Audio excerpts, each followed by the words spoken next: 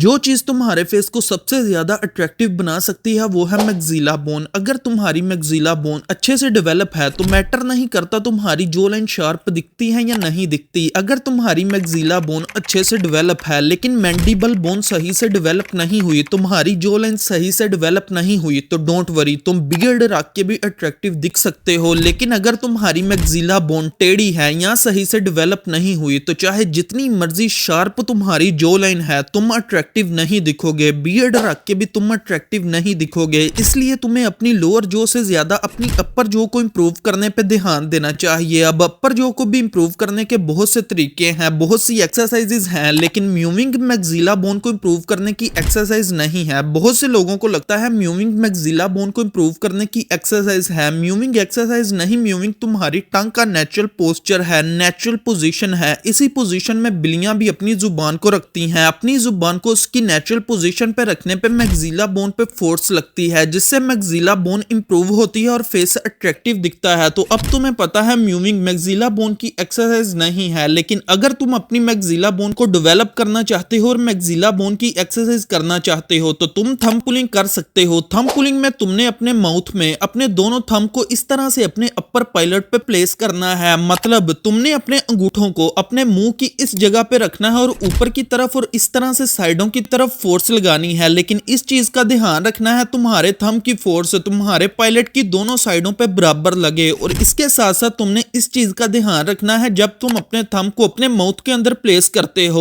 वो तुम्हारे दांतों से टच नहीं होने चाहिए। अगर तुम्हारे अंगूठे तुम्हारे दांतों से टच होते हैं तो तुम्हारे दांत इस तरह से बाहर की तरफ आ सकते हैं। अब थंब पुलिंग को दिन में कितने टाइम के लिए करना है? तुम 20-20 सेकंड के 15 रेपिटेशन के 3 सेट कर सकते हो। तो ये थी आज की मेरी वीडियो के बारे में अगर तुमने कुछ पूछना है तो लाइक और कमेंट करो और चैनल को भी सब्सक्राइब कर लो। और अगर तुमने पहले से सब्सक्राइब किया है तो बेल आइकन को भी लाजमी से ऑन करो। म्यूविंग को स्टेप बाय स्टेप समझने के लिए तुम मेरी ये वीडियो देख सकते हो। तो मिलते हैं एक न्यू वीडियो में न्यू टॉपिक के साथ, तब तक के लिए बाय बाय।